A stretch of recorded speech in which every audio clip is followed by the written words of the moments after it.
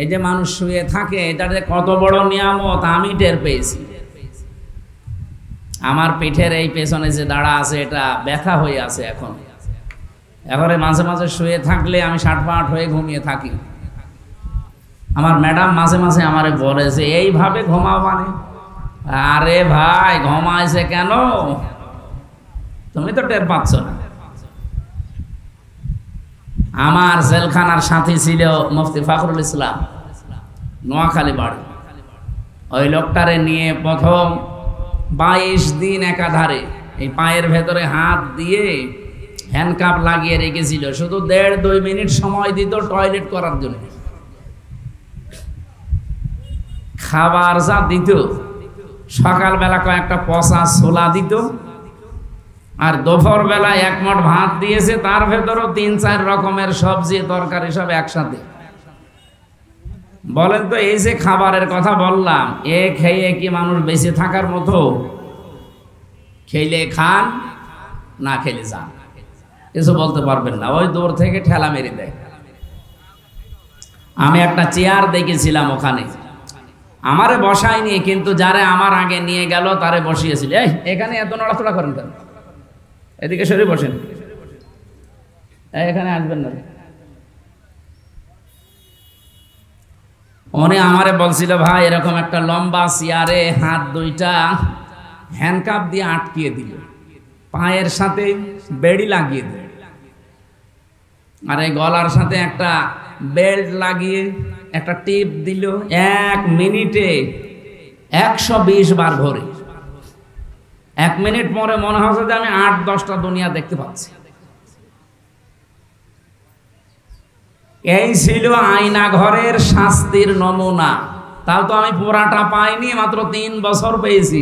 আর যারা আজ 14 বছর পেয়েছে, বলেন তো, আপনি নিজেকে ওই জায়গায় দাঁড় করান। এখনো পর্যন্ত যারা জালেমদের সাফাই গায়, এদেরকে নিয়ে যে ওই ঘরের ভেতরে অন্তত 2 বছর রাখা দরকার। এখনো বলে কি করেছে আমার আপা আছে, ওনার পালিয়ে যাওয়া লাগলো। তোমার সাথে তো করেনি, করেছে আমার সাথে, আমি টের পাচ্ছি।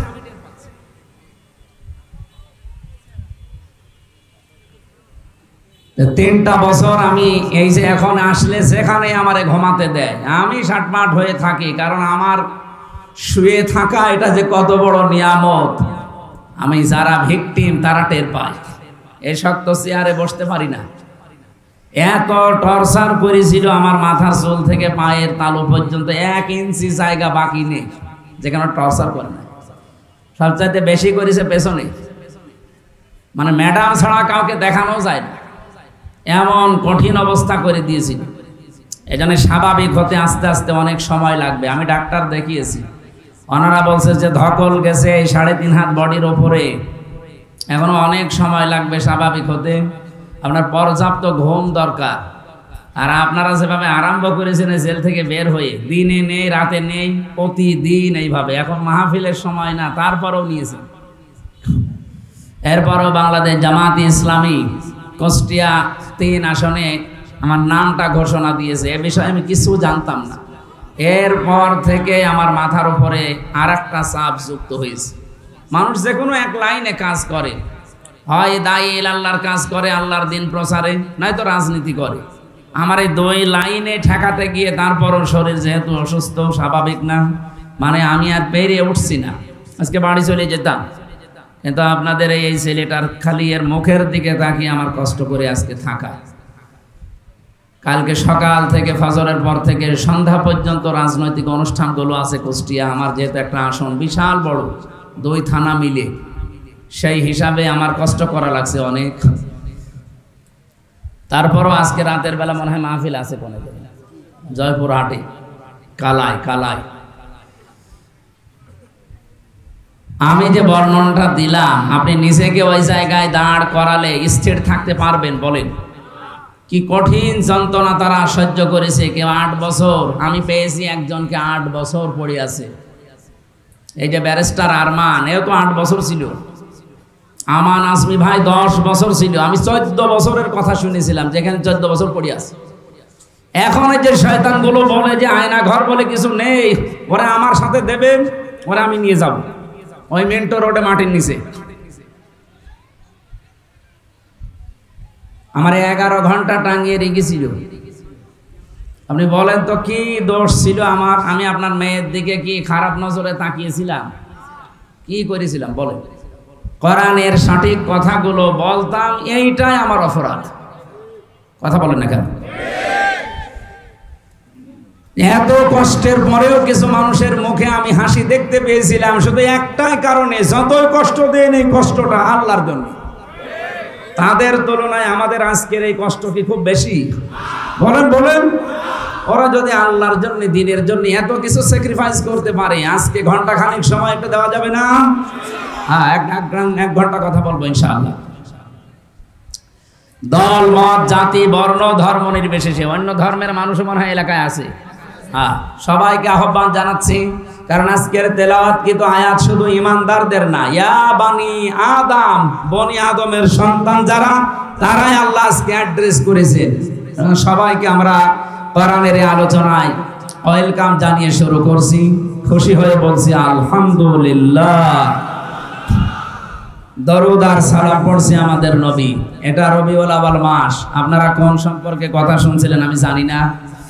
রবিউল আউয়াল মাস আসলে আমরা যেটা করি আসলে ওইটা করার নিয়ম না। নিয়ম হচ্ছে নবীজির জীবনীকে অনুসরণের জন্য সিদ্ধান্ত নেওয়া। আল্লাহ রাব্বুল আলামিন বলেন, এই এত আওয়াজ করলে তো সমস্যা, কষ্ট হচ্ছে তো জানি, তো আওয়াজ করবেন না ভাই, একটু আওয়াজ বাদ দিয়ে দাঁড়িয়ে থাকেন। কোরআনে কারিমে রব্বুল আলামিন বলেন, এই পৃথিবীতে রবিউল আউয়াল মাসে নবীজিকে পাঠিয়েছিলাম, এই মাসেই তাকে আমি আল্লাহ তুলে নিয়েছিলাম। বিশাল একটা মিশন আর ভীষণ তার জীবনে ছিল।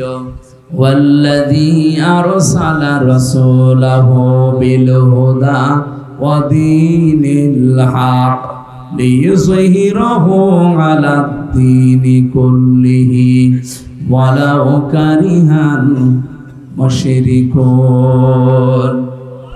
তিনি সে আল্লাহ যিনি তার রাসূলকে পৃথিবীতে তিনি হক দিয়ে, সত্য বিধান দিয়ে পাঠিয়েছেন।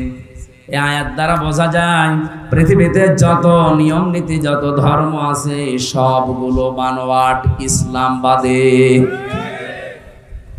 এটা না আবেগ দিয়ে না, এটা বিবেক দিয়েই বলছে। অন্য ধর্মের যেহেতু রেকর্ড হচ্ছে, বহু মানুষের কানে এটা পৌঁছাবে। চ্যালেঞ্জ দিয়েছি, দুনিয়াতে ইসলাম বাদ দিয়ে কোনো ধর্ম নেই, সবগুলো ফোকাস মার্কা, সব বানানো। আপনি বলেন নিজের হাতে বানিয়ে নিজের হাতে আবার ভেঙে ফেলেন, পানিতে চোবান, একটা ধর্ম হলো? একটু যদি কারো বিবেকে কাজ করে, আমার মনে হয় পৃথিবীতে ইসলাম ছাড়া সে অন্য কোনো ধর্ম মানতেই পারে না। সেদিন যশোরের এক অধ্যাপক কলেজের, মানে বিসিএস ক্যাডার, ওনারে বলেছিলাম যে স্যার আপনি একটা হিন্দু মানুষ, আমার যে মুসলিম ধর্ম কোরআনে কারিম আছে, আপনাকে আমি মুসলমান হতে বলি না, কিন্তু আমার কোরআন আপনি একটু পড়বেন। ওনার আমি ইংরেজি এই ভার্সনটা দিয়ে বলেছিলাম যে মাত্র একবার বুঝে বুঝে শেষ করবেন। আপনি তার আরবি পড়তে পারেন না, আর আপনি বিসিএস ক্যাডার, আপনি ইংরেজিতে পড়েন। 3 মাস পরে দেখি আল্লাহরে বান্দা নিজের থেকেই মুসলমান হয়ে গেছে। এই জন্য পৃথিবীর যে কোনো ধর্মের মানুষেরা আমাদের চ্যালেঞ্জ। আপনি খুব কম দেখবেন মুসলমান থেকে অন্য ধর্ম গ্রহণ করে, খুব কম, 2-1টা। কিন্তু অন্য ধর্ম থেকে প্রতিনিয়ত মুসলমান হচ্ছে 1টা 2টা না, হাজার হাজার। গত পরশুদিন আমি কুষ্টিয়া ছিলাম, আজকে রবিবার না, শুক্রবারে কুষ্টিয়াতে সবচাইতে বড় মন্দির আমার পাশের ইউনিয়নে, ওখানকার সভাপতি যিনি, আমি দেখতে গিয়েছিলাম পূজা মণ্ডপটা। ওখানকার যে সমস্ত দায়িত্বশীল মানুষদের সাথে কথা বললাম, 100 ঘর হিন্দু তারা আছে, তারা এক বাক্যে এবার বলেছে আমরা ইসলামকে এই দেশে চাই।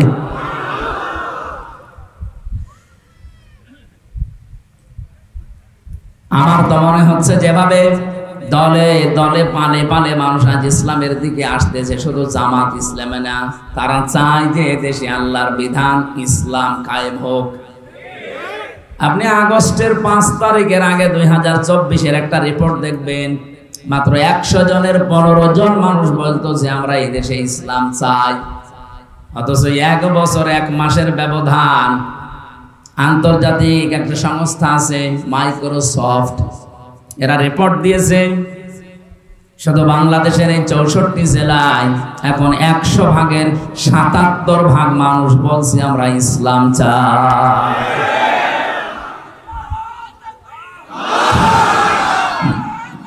কথা শোনো, এটা রিপোর্ট যারা দিয়েছে এরা কি মুসলমান? খ্রিস্টান। ওরা আমাদের জাত শত্রু, অথচ কি রিপোর্ট দিয়েছে। তার মানে এখান থেকে বোঝা যাচ্ছে এই দেশে এখন একটা জোয়ার অলরেডি এসে গেছে, আর জোয়ার যদি আসে কিছু না কিছু তৈরি করে যায়। এখন যদি ঝড় ওঠে, বলেন তো যে সমস্ত পাতা আছে ঝরে পড়েছে, এ পাতা থাকবে না উড়বে? এখন যে ঝড় সারা বাংলাদেশে চলছে, আমি তো আর শুধু গাইবান্ধার গোবিন্দগঞ্জের বানেশ্বরে বসে নেই, এদেশের 56,000 বর্গ মাইল 630টা থানা আছে গোবিন্দগঞ্জের মতো, প্রায় সবগুলো থানায় আমার যাওয়া শেষ। কমপক্ষে প্রতিনিয়ত যাওয়া আসা এই চলাফেরা করে দেখতে পাচ্ছি এই যে ঝড় উঠেছে ইসলামকে এবার এরা সংসদে পৌঁছিয়ে দেবে। এখনো পর্যন্ত আমি অনেক আলেমকে, অনেক ইমামকে দেখি, এরা বলে যদি ইসলামের পক্ষে এখন কাজ শুরু করি, আর যদি ইসলাম ক্ষমতায় না যায় তাহলে আমার কি হবে? আমার ইমামতি থাকবে। আরে ভাই, আপনি ইমামতি নিয়ে আসেন, আর আপনার ধারণা কেন তৈরি হয় যে ইসলাম এবার যাবে না? 92% মুসলমান এখানে। আমরা এতদিন যাই টালমাটাল ছিলাম, দোদুল্যমান অবস্থায় ছিলাম এদিকে ওদিকে, এখন আমরা কিন্তু সব এক হয়ে যাচ্ছি। কারণ ফ্যাসিস্ট জালেমরা যেহেতু নেই, কিছু মুনাফিক আছে, এগুলো আশা করছি থাপ্পড় দিলে ভালো হয়ে যাবে।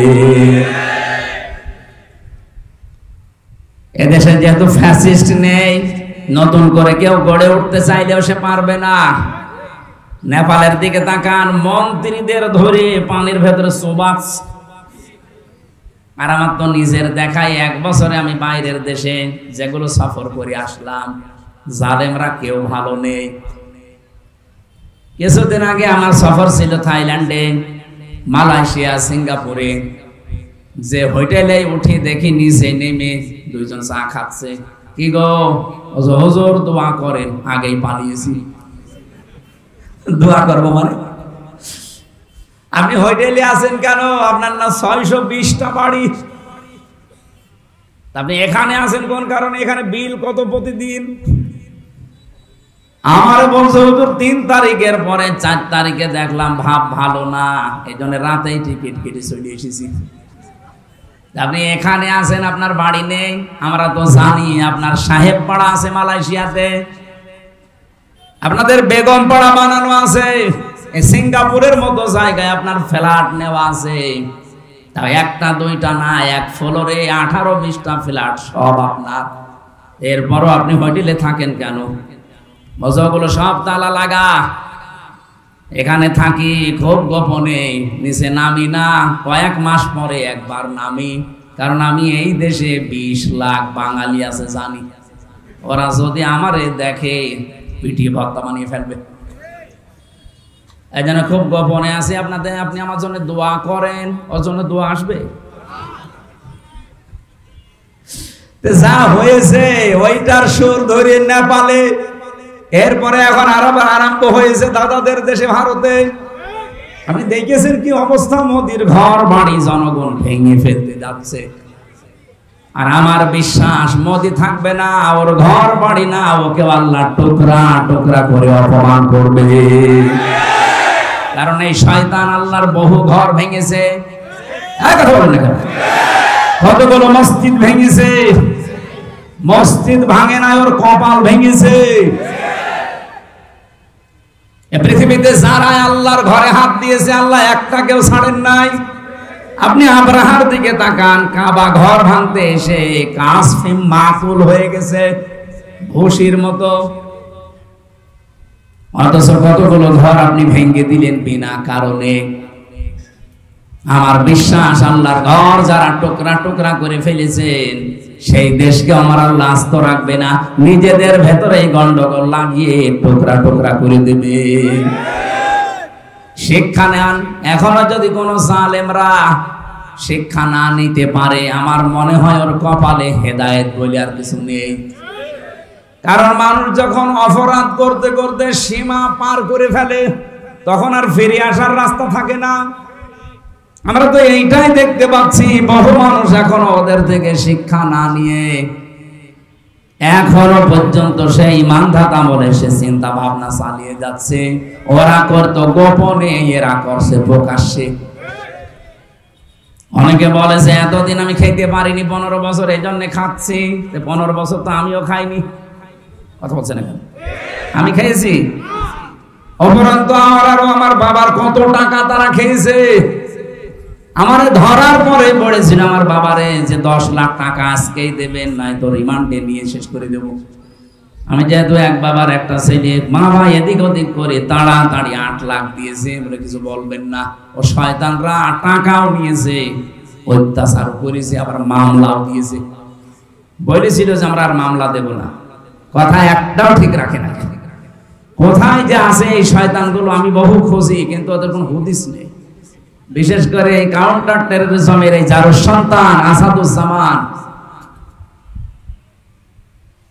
এরে আমি যদি কোনোদিন সত্যি পাই, ওর আমি আরেকবার মুসলমানি দেব।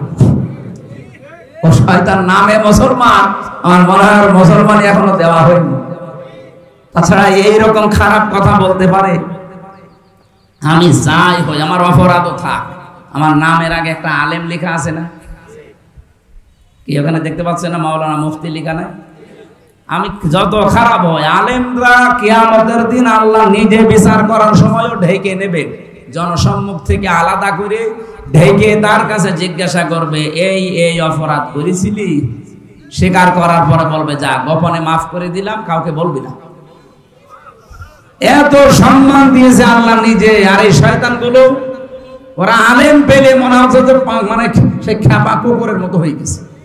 অন্য মানুষকে তো টর্চার করতো, হুজুর পেলে ওর টর্চার আরো বেড়ে যেত। তো কি করলেন আপনি এগুলো করে? এখন তো নিজের বাড়িও থাকতে পারেন না, দেশেও থাকতে পারেন না, কোথায় আছে শয়তানও জানে না। শয়তানগুলোর একটাও পাচ্ছি না। আমি যদি পাই কাউকে, আমার বাবার ওই টাকা তাদের কাছে আমি আদায় করি। এই জন্য যারা এখনো এই ধান্দায় আছেন যে এতদিন খেতে পারিনি তাই খাচ্ছি, এই যে ফজল পাগলা নামে একজন আছে, ওই শয়তানের কথাবার্তা সব উল্টা পাল্টা। এই শয়তান বলছে এই 15 বছর খাইনি, এখন খাবো না। মানে ওর নামের মিনিং বের করেছে একজন, দেখলাম ফতে ফাউল, বর্গের যাতে জারজ আর লতে লুচ্চা, ফজল দিয়ে কি হয় আপনি এবার মিলান তো। তোর মুখ দিয়ে যে সমস্ত কথাবার্তা বের হবে এটাই স্বাভাবিক। আমার মনে হয় এই ডাকসু আর জাকসু নির্বাচনে ছাত্র দল থেকে একজনও নির্বাচিত হতে পারেনি, শুধু বিএনপির কয়েকজন নামধারী এই মুনাফিকের কারণে। এই নয়ন নামে একটা আছে মাগুরাতে বাড়ি, এটা টাটকা নির্ভেজাল মুনাফিক। আর এই ফজল পাগলা কিশোরগঞ্জের, ওদিকে আছে পাবনার। এই নামগুলো নিতে আমার কাছে ঘৃণা লাগে। এগুলো মানুষ নামে কলঙ্ক। একটা মাজলুম দল বিএনপি, তারা এই 15.5 বছরে বহু জুলুমের শিকার হয়েছে, তাদেরকে ডুবিয়েছে এই কয়েকটা শয়তানের কথা। মানুষের মনের ভেতরে ঘৃণা তৈরি হয়েছে। 28 জন মানুষ পাশ করেছে ঢাকা ভার্সিটিতে, একটাও এরানে। 23টা হয়েছে শিবিরের আর 5টা হয়েছে স্বতন্ত্র।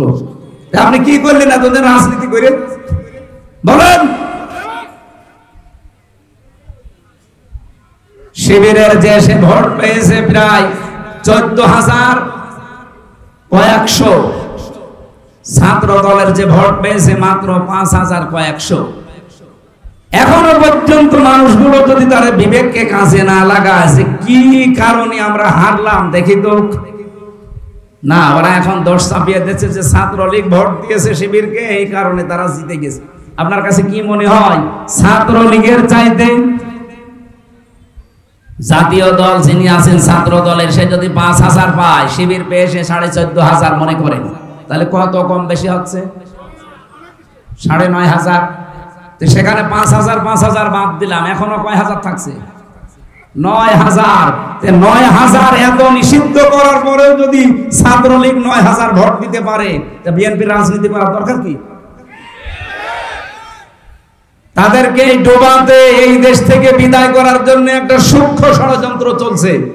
আমার সাথে তার এক জিয়া সাহেবের পিএস, তার বন্ধু গিয়াসউদ্দিন মামুন, সব এক জায়গায় ছিলাম আমরা 3 বছর।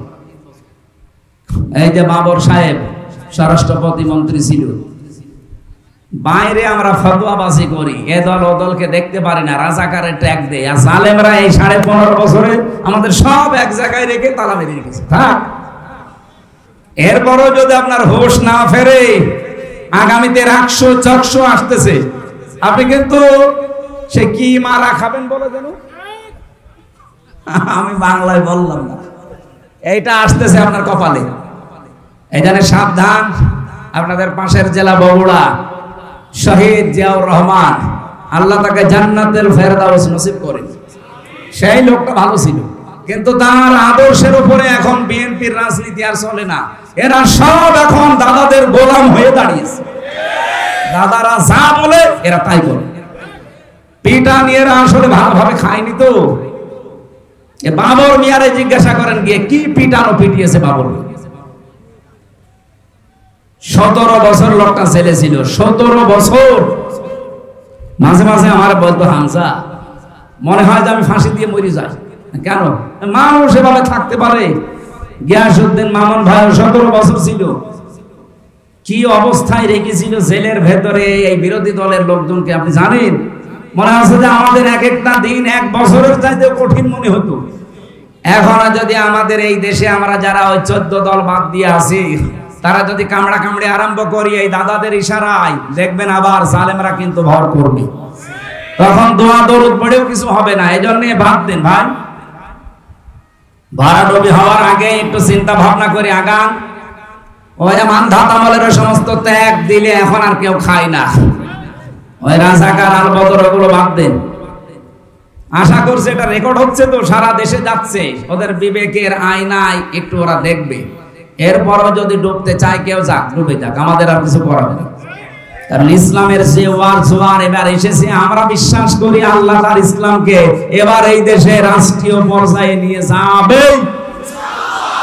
আমার জেলখানার 3 বছরের প্রতিদিনের তাহাজ্জুদের দোয়া ছিল এইটা। আমি মাসলুম ছিলাম, এটা বিশ্বাস হয়? বলেন বলেন। ইত্তাকি দাওয়াতাল মাসলুম ফাইন্নাহা লাইসা বাইনাহু ওয়া বাইনাল্লাহি হিজাব। মাসলুমের বরদোয়া থেকে বেঁচে থাকবা, কারণ মাজলুমের বরদোয়া আর আল্লাহর ভেতরে কোনো পর্দা থাকে না।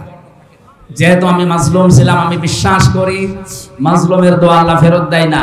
3 বছরে বলেছিলাম, মাবুদ জীবনে যদি কিচ্ছু কবুল না হয়, অন্তত চর্ম চোখে একটু দেখার সুযোগ করে দিও যে 56,000 বর্গ মাইল তোমার কালাম দিয়ে চলছে। আমার বিশ্বাস এ দোয়া আলেমদের দোয়া, হাজারো আলেমে দোয়া করতো, তাদের দোয়া কবুল হয়ে গেছে। কথা বলেন। শুক্রবারও আমার হাতে হাত দিয়ে 18 জন মানুষ এসে বলছে, হুজুর এতদিন মানুষের তৈরি করা আইনের পক্ষে ছিলাম, আজকে থেকে আল্লাহর আইন আমরা প্রতিষ্ঠার জন্য আপনার হাতে হাত দিচ্ছি। আমি বললাম, কালেমা পড়ানো লাগবে?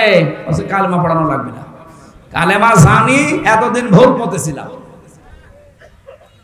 আল্লাহ রাব্বুল আলামিন বলেন, লা তাজিদু কওমান ইউমিনুনা বিল্লাহি ওয়াল ইয়াউমিল আখির ইওয়াদুনা মান হাদ্দাল্লাহা ওয়া রাসূলাহ ইলা আখিরি আয়াত। সূরা মুজাদালার শেষের দিকে আছে, হে নবী আপনি এমন কোন জাতি, কোন ব্যক্তিকে দেখতেই পাবেন না যারা আল্লাহ এবং আখিরাতে বিশ্বাস করে। এই মানুষগুলোকে আপনি দেখতেই পাবেন না যারা আল্লাহ বিরোধী, তাদেরকে তারা ভালোবাসে, মহব্বত করে। এখন কিন্তু সময় বাংলাদেশে অলরেডি এইটা চলছে। হয় আপনি আল্লাহর দলে থাকবেন, নাই শয়তানের দলে, মাঝখানে কোনো দল নেই। কথা বলেন না কেন? হয় আল্লাহর আইনের পক্ষে থাকা লাগবে, আল্লাহর আইনের বিপক্ষে থাকা লাগবে। এদেশে যারা আল্লাহর আইন কায়েম করতে চায় সে যারাই হোক, আমি আল্লাহর আইনের পক্ষে আছি। যারা আল্লাহর আইনকে বিশ্বাস করে না, এই জমিনে অন্য কোন মানুষের তৈরি আইন প্রতিষ্ঠা করতে চায়, সে আমার বাবা হলেও আমি তারে মানি না। এই জন্য দল এখন বাংলাদেশে দুইটা, হয় আল্লাহর দল না শয়তানের দল, সে যে নামে আসুক। এখন আপনার বিবেকে কি বলে আপনি দেখেন কোন দলে থাকবেন। আমরা যেখান থেকে তেলাওয়াত করেছি, যেহেতু সময় কম, তাফসীর করতে হলে অনেকগুলো মূলনীতি অনুসরণ করা লাগে। তার ভেতরে অন্যতম হচ্ছে যে আয়াত থেকে কথা বলা হয় ওই আয়াতের আগের আয়াত পরের আয়াতের সাথে সম্পর্ক কি।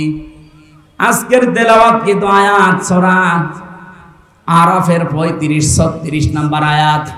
আমাদেরকে আল্লাহ সতর্কবাণী দিচ্ছেন, ইয়া বানি আদম, হে বনি আদম সন্তান। আল্লাহকে বলেছেন হে মুসলমান সন্তান, হে মুমিন সন্তান না, হে বনি আদম সন্তান। এ বনি আদম বলতে পৃথিবীতে যত মানুষ আছে, সে যে ধর্মের মানুষ হয় হোক, সব আমরা আদমের সন্তান। এই জন্য এখানে যদি অন্য কোনো ধর্মের লোক এসেও থাকেন বা আওয়াজ যদি আপনার কানে যায়, আমি আপনাকে আহ্বান জানাচ্ছি আসেন, নয়তো আবার কিয়ামতের দিন বলবেন আল্লাহ তোমার আওয়াজ আমি শুনিনি, তোমার দাওয়াত আমার কাছে পৌঁছায়নি, এই জন্য তোমাকে আমি চিনতাম না। আপনাকে আমি আহ্বান জানাচ্ছি, ইয়া বানি আদম, হে বনি আদম সন্তান, ইম্মা ইয়াতিয়ান্নাকুম রাসূলুম মিনকুম, যদি তোমাদের কাছে আসে তোমাদের মধ্য থেকে কোন রাসূল। অগায় বান্দাবাসী বলেন তো, এখন নবী রাসূল দুনিয়ায় আছে? আল্লাহ এখানে রাসূলুন বহু বচন দিলেন, তাহলে কেন? এখন তো রাসূল নেই, তাহলে রাসূল দেওয়ার কথা ছিল এক বচন, বহু বচন দিয়েছেন এই কারণে। নবী রাসূল হয়তো এখন নেই আর আশা কিয়ামত পর্যন্ত সম্ভাবনা, কিন্তু কিয়ামত পর্যন্ত বিশ্ব নবী যারা আল্লাহর নবীর উত্তরাধিকারী নায়েবে রাসূল আসবে, তারা কারা? আলেমরা। বলেন বলেন, নবীজি বলেন আল উলামা ওয়ারাসাতুল আম্বিয়া, আলেমরা আমার নবীর উত্তরাধিকারী ওয়ারিস। নবীজি যা করতেন আলেম বলে দাবি করলে তারে ওই কাজই করা লাগবে। আপনার বিবেকের কাছে আমার প্রশ্ন, গাইবান্ধাবাসী এটা ইসলামের ঘাঁটি, আমি জানি সারা বাংলাদেশের ভেতরে দুইটা জায়গা ইসলামের ঘাঁটি বলা হয়, এটা গাইবান্ধা আর ওদিকে সাতক্ষীরা। কথা বলছেন এখানে? আপনাদের কাছে একটা ডিপলি কথা না বললে আপনারা বুঝবেন। তারপর বলছে যে আলেম নবীর উত্তরাধিকারী, নবীজি সারা জীবন আল্লাহর আইনের পক্ষে কাজ করে, অথচ আপনি আলেম নাম নিয়ে মানুষের তৈরি করা আইনের পক্ষে কাজ করেন। আপনি আলেম না জালেম? এরকম জালেম দেশে নেই। কথা বলছেন আমার? এগুলো টাটকা নির্ভেজাল জালেম। হ্যাঁ, আপনাকে আল্লাহ এই দিন প্রচারের কাজে, দিন কায়েমের কাজে লাগায় না কেন? তারও কারণ আছে। আল্লাহু ইয়াজতাবি ইলাইহি মাইয়াশা ওয়া ইয়াহদি ইলাইহি মাইয়ুনিব। সূরা শুরার 13 নম্বর আয়াতের শেষের দিকে আছে, আল্লাহ পাক বলেন আমি যাকে পছন্দ করি, নির্বাচিত করি, মনোনীত করি, আমি আল্লাহ যাকে ভালোবাসি এই মনোনীত তাকে দেখাই। যেই লোকটা আমি আল্লাহর দিকে মন থেকে ফিরে আসতে চাই, তাকে আমি আল্লাহ আমার দিন কায়েমের কাজে লাগাই। সুতরাং দিন কায়েমের জন্য আপনাকে মনোনীত হওয়া লাগবে, নির্বাচিত হওয়া লাগবে, আর নির্বাচিত আল্লাহর কাছে হতে হলে ফিরে আসা লাগবে আল্লাহর দিকে। হয়তো আপনি এখন ওইভাবে ফিরে আসেননি মন থেকে, এই জন্য আপনার মতো আলেমকেও আল্লাহ দিন কায়েমের কাজে লাগায়নি।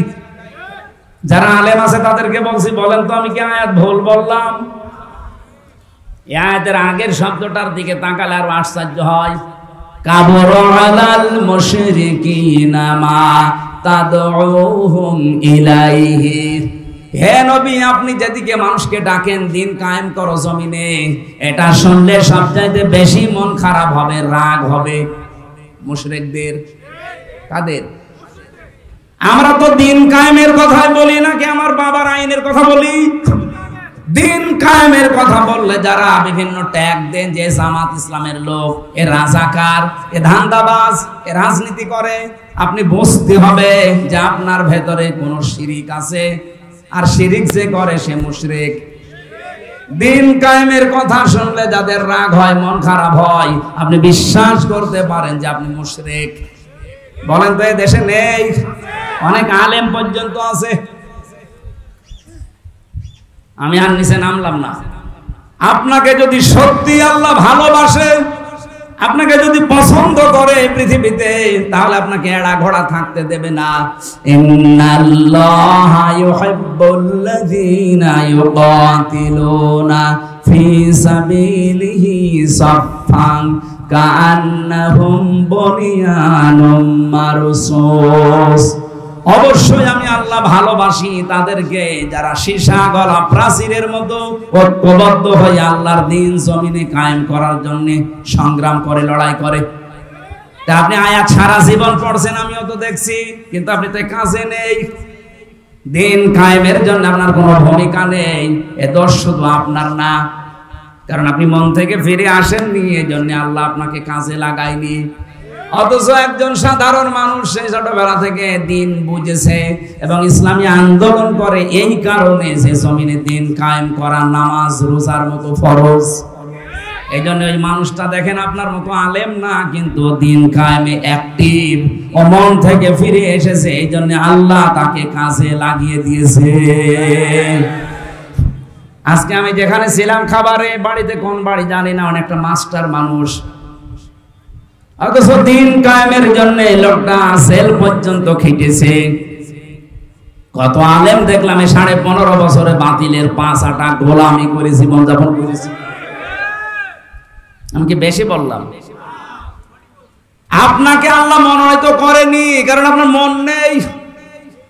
আর দিন কায়েমের কথা, আল্লাহর বিধানের কায়েমের কথা বললে যদি রাগ হয় আপনার মনে, মনে খারাপ হয়, আপনি ধরে নেবেন যে আপনার দ্বারা কোনো না কোনো শিরিক হচ্ছে, আর শিরিক হলে আপনি মুশরিক। আপনার কাছে জীবনেও দিন কায়েমের কথা ভালো লাগবে না।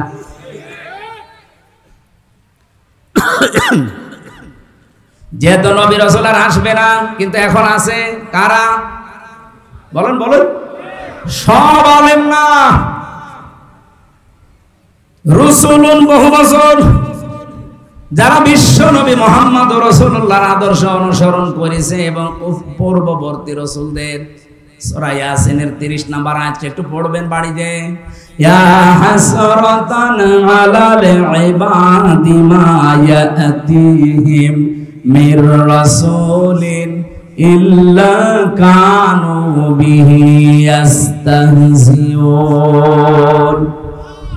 আল্লাহ পাক বলেন, আমার বান্দা বান্দীদের জন্য আমার আফসোস, আমার আক্ষেপ, যে এমন কোন নবী রাসূল পাঠালাম না যার সাথে সমসাময়িক মানুষেরা ঠাট্টা করে নাই, বিদ্রুপ করে নাই, উপহাস করে নাই। বলেন তো, নবীদের চরিত্র খারাপ ছিল? বলেন বলেন। তাদের সাথে ঠাট্টা করার কারণ তো এইটা যে তারা আল্লাহর বিধানের কথা বলতো। কথা বলেন না কেন? সুতরাং আজও যদি কেউ আল্লাহর বিধান কায়েমের কথা বলে, বুঝবেন সেই নবীওয়ালা কাজ করছে। নবীদের সাথে যেমন ঠাট্টা বিদ্রুপ উপহাস করা হয়েছিল, সত্যিকারে কেউ যদি নায়েবে রাসূল হয়ে দায়িত্ব পালন করতে চায়, তাকেও মানুষ ঠাট্টা করবে, বিদ্রুপ করবে, উপহাস করবে, বিভিন্ন উল্টাপাল্টা নাম তারে দেবে। কথা বলেন ঠিক কিনা? এমনকি নবীজির মতো মানুষকে তারা 3 বছর জেলে রেখেছিল, দেশ থেকে তাড়িয়ে দিয়েছিল। আর আমি এমন মাওলানা যে আমার সবাই ভালো বলে। নবীজির মতো এত বড় ভালো মানুষকে সবাই ভালো বলে নাই, আবু জেহেল ভালো বলেছে। আপনারা যে সবাই ভালো বলে, আপনি কি নবী চাইতে ভালো মানুষ? তাহলে বুঝে নিতে হবে আপনার ভেতরে কোনো না কোনো কায়দায় মুনাফিকি ঢুকেছে। ইহুদিরা তো আপনাকে ভালো বলার কথা না, খ্রিস্টানরা আপনাকে ভালো বলার কথা না, মুশরিকরা আপনাকে ভালো বলার কথা না। তারা তো সব সময় আপনার পেছনে লেগে থাকার কথা। তারাও দেখে না, বলে হুজুর খুব ভালো। আপনি কি রাগ করলেন? আল্লাহ এখানে দিয়েছে রসুলুম মিনকুম, তোমাদের ভেতর থেকে রসুল আসবে। যেহেতু এখন নবী রাসূল আর নেই, সুতরাং বিশ্ব নবীর নায়েব তারা, যারা তাদের এলেম অনুযায়ী নবীদের মতো রাসূলদের মতো কাজ করছে। কি করেছে তারা? ইয়াকুসুনা আলাইকুম আয়াতি, এই মানুষগুলো আল্লাহর আয়াত বর্ণনা করতো, আল্লাহর আয়াতগুলো তেলাওয়াত করে মানুষদেরকে শোনাতো, বর্ণনা করে করে। ফামানিত্তাকা ওয়া আসলাহা, যে ব্যক্তি নবী রাসূলদের কাছে এই কাহিনী শোনার পর, আল্লাহর কিতাবের কথাগুলো শোনার পরে নিজেদেরকে আল্লাহর ভয়ে ভীত বানাবে, তার মানে মুত্তাকি হবে এবং নিজেদেরকে সংশোধন করে নেবে। ফালা খাউফুন আলাইহিম, তাদের কোনো ভয় নেই।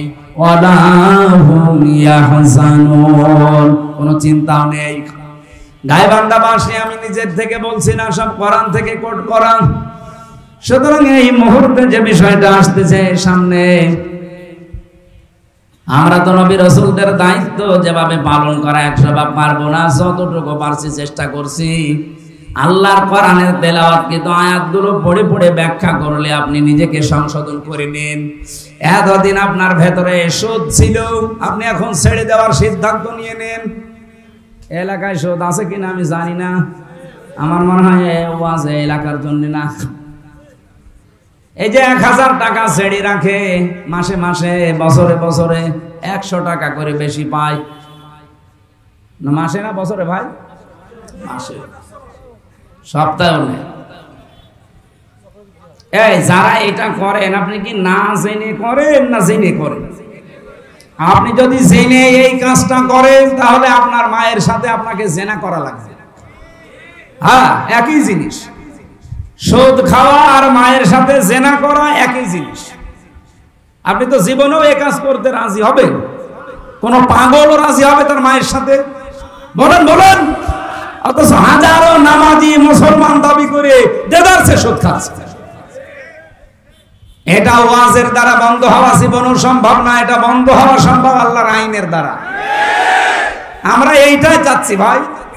এই আইনটা আপনি জায়গা মতো নিয়ে যান, শুধু কায়েম করে দেন। বলে না সুদ ছাড়া ব্যাংক চলে, সুদ ছাড়া চলা যায় কেন? সুদ ছাড়া ব্যাংক চলছে না সৌদি আরবে? আপনি আল রাজি ব্যাংকের দিকে তাকান তো, চলছে না? সুদ ছাড়া ব্যাংক এই আফগানিস্তানে চলছে না? চলবে না মানে? এটা শুধু কায়েম করে দেওয়া দরকার, আইন পাশ করে। মানুষ অভ্যাসের দাস, অভ্যাস তৈরি হয়ে গেলে এমনি পরিবর্তন এসে যাবে। এটা ওয়াজের দ্বারা যদি হয়তো, মাওলানা সাইদি 50-60 বছর ওয়াজ করেছে, একটা শুধু বন্ধ করতে পেরেছে? উনি একটা শিরিক বন্ধ করেছিল সংসদ থেকে। সংসদে আগে যাওয়ার আগে মাথা নিচু করা লাগতো। উনি বলেছেন আল্লাহ ছাড়া কারো সামনে মাথা নত করা জায়েজ নেই, সে যেই হোক। সুতরাং এই শিরিক মুসলমানের দেশে চলতে পারে না।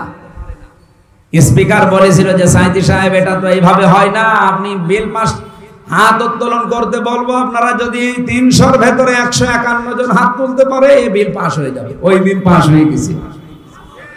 আমরা চাই এই যে 300 এমপি এবার যাবে, 151 জন যদি এবার কোরআন বুকে নিয়ে যেতে পারে, ইসলামের যত নিয়ম আছে, ফরজ বিধান সব শুধু বলবে আপনারা হাত তোলেন। ডাক্তার আব্দুর রহিমের মতো, এই গাইবান্ধা জেলায় আরো যারা আছে, এই মানুষগুলো যদি একবারে ওই দিন বলে হ্যাঁ আমরা নামাজের পক্ষে, আমরা যাকাতের পক্ষে, আমরা ন্যায় অন্যায়ের বিপক্ষে, এরকম কথা যদি বলে না, প্রতিদিন দেখবেন আল্লাহর একটা একটা করে বিধান পাশ হয়ে যাচ্ছে। 5 বছর লাগবে না, মাত্র কয়েক বছরের ভেতরে বাংলাদেশ মিনি জান্নাত হয়ে যাবে। বাইরের দেশগুলোতে গিয়ে আমি দেখেছি আল্লাহর বিধান সেখানে পুরোপুরি চলে না, কিছু চলে, কিন্তু তাদের আইনের প্রতি শ্রদ্ধা থাকার কারণে কোনো ডাকাতি নেই, কোনো চুরি নেই, খাদ্যে ভেজাল নেই। আমি মালয়েশিয়াতে 12 দিন থাকলাম কয়েকদিন আগে গিয়ে, একটা হাসি পর্যন্ত আসে না, কারণ খাদ্যে ভেজাল দিতে কেউ যদি ধরা পড়ে সঙ্গে সঙ্গে তারা মেরে ফেলবে। আর আমাদের কি হয়, খাদ্যে ভেজাল দেয়, ধরা পড়ে 3 মাসের জেল দেয়। ও 3 মাস জেল খেটে এসে খাদ্যে যা ভেজাল দিয়েছিল ডবল করে দেয়। আপনার হাসি হবে না, কাশি হবে না, আপনার শরীর খারাপ হবে না, হবে কার? মালয়েশিয়া বাংলাদেশের চাইতে প্রায় কমপক্ষে 7 ডবল বড়। শেষ করে দেব, এগুলো পরে দিয়েন, এখন তো সময় আছে। এত বড় বিশাল দেশ যেখানে আমার প্রতিদিন জার্নি করা লাগতো কমপক্ষে 1,500-2,000 কিলোমিটার, তার মানে এরকম বাংলাদেশ পুরাটা 2 ডবল শেষ করি যে একটা মাহফিল। এ বাংলাদেশে মাথা থেকে ও মাথা 1150 কিলোমিটার, মাত্র 2000 কিলোমিটার 2200 কিলোমিটার যদি রান করা লাগে, পুরা বাংলাদেশের কয় ডবল? এত দূর যে একটা মাহফিল করতাম, রাত নেই দিন নেই গাড়ি চলছে, শুধু পাহাড়, মরুভূমি, পাথর আর ওই পাম গাছ ছাড়া কিচ্ছু নেই, খালি জঙ্গল। রাত 2টা-3টার দিকে যাচ্ছে, ড্রাইভার আমারে বলছে হুজুর কোনো চিন্তা নেই, শুধু আল্লাহ ছাড়া কারো ভয় নেই, কেউ আসবে না সামনে। ওই রকম একটা দেশ আমরা দেখতে চাই না? এটা কি মানুষের তৈরি করা আইনে সম্ভব? আল্লাহর আইন লাগবে। এই 54 বছরে আমাদের ধোঁকা দিয়ে বোকা বানিয়ে রেখেছে এই দেশের নেতারা। তারা ঠিকই তাদের স্বার্থ সিদ্ধি করেছে, তাদের ছেলে মেয়েদের ঠিকই লন্ডন আমেরিকায় পড়ায়, আর দেশে মরি আমরা নিজেরা। এবার আর এই পাগলামি করব না। কি কথা বলেন না কেন? আপনি একটা বারের জন্য কোরআনের হাতে একটু তুলে দেন, দেখেন এই দেশও মালয়েশিয়ার মতো দাঁড়িয়ে যাবে।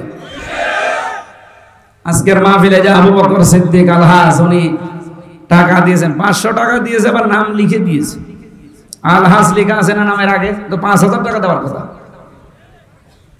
এরকম হাজি যারা আছেন, হাজি অবশ্যই ধনী মানুষ, নয় তো আপনি এত টাকা খরচ করে হজ করতেন না। সাধ্য যদি থাকে আপনার কোরআন প্রচারে আপনার সম্পদ, আপনার সময়, আপনার বিবেক ব্যয় করবেন, কারণ কোরআনের পেছনে যা ব্যয় হয় কিয়ামতে তার হিসাব আল্লাহ নেয় না। এজন্য আশা করছি পুরা জীবনটাই যেন কোরআন কেন্দ্রিক ব্যয় হয়।